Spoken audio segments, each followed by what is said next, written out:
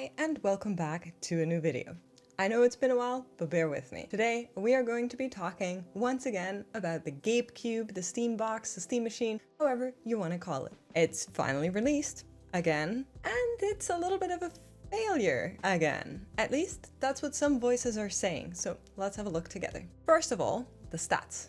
Okay, the most important one is the price point. There was a lot of discussion prior to this thing launching. It's finally live, and the price point is a lot higher than originally estimated. Right now, the console on 512 GB with no controller sits at 1,049 USD or 1,039 euro, which makes the euro price a little bit nicer in comparison. If you want the controller on top of that, you are looking at 1,128 USD and 1,108 euro. The system itself sits on a custom AMD Zen 4 CPU and an RDNA 3 GPU, which those things were known before. It also uses the 16 GB RAM that we knew of before, but there's already an asterisk on that. On top of that, you get those 512 GB storage, but you can extend on that by yourself. Gamers Nexus has run some benchmarks on the system already, as he and some other tech creators were the first to actually get a Steam machine into their hands, and he found out that the GPU performance level sits around about an RTX 3060, and the CPU sits around an R5 3600 or an R7 3700X. Those are not great news. I'm going to be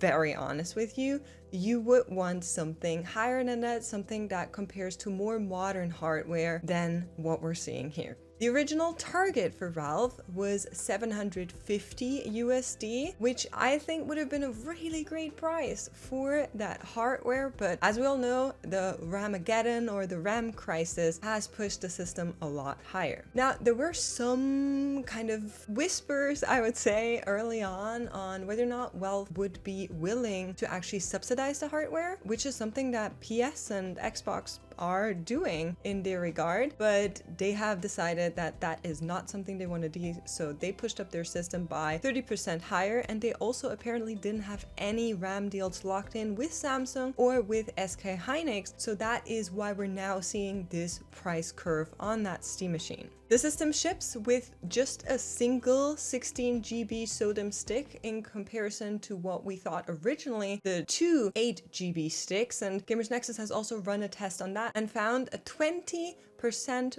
performance difference between running the single 16 GB in comparison to the dual channel 8 GB, which of course we all know dual channel is just a bit stronger, but I feel like that's a massive difference. I would have expected something on like the 10%, which is still sustainable, but yeah, 20% is a hefty difference on that usage. I was one of the people that was really excited about that steamOS, and I still am excited about the steamOS, but I feel like people are not talking too much about it. So here's what we know. It covers 70 to 80% of the Steam library via Proton. That was something they already said in their releases, and for obvious reasons, there is no useful solution to anti-cheats that lock in on the kernel level, which makes perfect sense, but is obviously still frustrating for the people that want to play those kind of games. That is just something that is going to be the case for the Steam machine. The launch itself was, I would say, not super eventful. The systems were sold out in 10 minutes, but of course the stock is not gigantic. So if you're only selling, I don't know, 1,000, 5,000 systems, then it's not that crazy to sell them out in 10 minutes. Whereas if you're selling 100,000, obviously it would be a much more sustainable number, and we don't know the exact numbers that have been sold at the current time and age. But we do know that from now on, if you want a Steam machine, you have to enter in what is basically a lottery system, and they're just gonna at random pull people out from that lottery system. So it's very hit or miss if you want one of those systems to get it. And I personally think the price is also going to be rising in the next couple of months, because as we said, Valve has not made a long-term deal with Samsung or SK Hynix as RAM manufacturers, and so that is just something that's going to be happening and coming for them. Now, what do we think about all of this, right? I'm personally seeing a lot of commotion around the Steam machine, right? There was this AMD developer that built his own Steam machine and basically a mini PC or a small form factor PC system. And people were kind of taking this and running with it, even though he himself said it is very difficult to build a system like that. It is very expensive to build a system like that. And of course, it doesn't serve the same use case as a Steam machine does, where you can wick on the system via a controller and you can just have it set next to your TV as an easy to use piece of tech. I will also say though, the cost that the Steam machine is selling for, if you want a system that has sustainable storage and RAM, you are basically spending what an Xbox and a PS5 would cost. So I'm kind of finding myself asking who the system is really for, because those people that really want a performant system, they can just take a PC, and even a starting PC will probably run similar prices while having more power and more capabilities in what system to run. Whereas the people that want controller out of the box, 100% capability, they are probably happier with like a Steam Deck or one of the existing controllers that are already out there. So that is just something that I'm thinking about, and I'm really confused as to what kind of that solution looks like for Valve in the long run. I guess it's very popular. I still think it's a very cool piece of tech.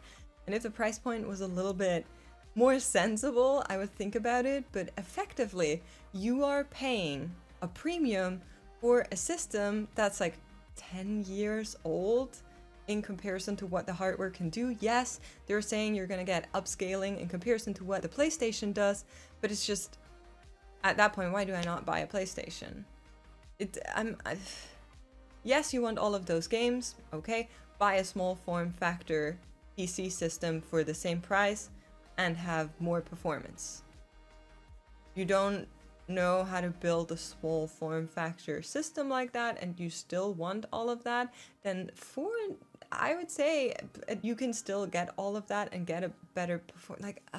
It just, the math ain't mathing, if you know what I mean. That's really something that has been grinding my gears. And then, of course, as a bonus story to this whole thing, I'm sure some of you have seen this, but dbrand, which is generally a very cool brand, they came out with this companion cube basically immediately after Valve announced their Steam machine. And they started shipping them out like last week or so. And now Valve has slammed them for a copyright issue and they are no longer allowed to sell the product, which was genuinely, from all I've seen, a very cool product, because they didn't ask for permission to use the copyright. And instead they were kind of hoping to just get away with it, which feels so fitting for describing the world of tech in our current market and time. And it's just like, I think we all need to sit down and think about the things that we're creating a little bit more. And by us, I mean everybody, and especially the big tech companies. There's so much that gets produced and gets thrown out onto the market that's just generally not a good product, and we're wasting so many resources for it, and people are getting frauded into buying products that are genuinely not great.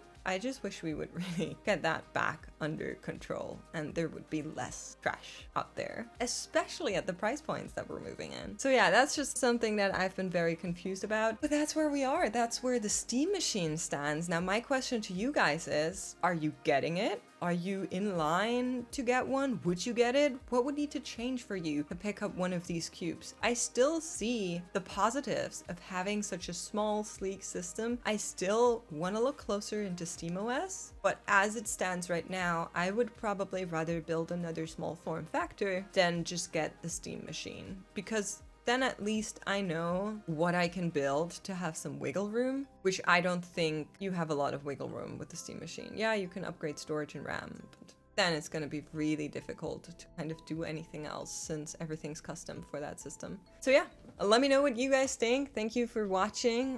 This was just a short little video. I'll also be starting with my home server project soon. All of my parts have arrived. Here is the little Think Center that we're going to be using as well, and I'm quite excited for it. So yeah, leave a follow if you haven't already. It's free. Leave a comment if you like this or you want to talk more about the Steam machine. I'm genuinely curious what everybody else is thinking. If maybe I'm just too doomer on my it might be dead on arrival kind of approach. But yeah, I'll see you guys in the next video.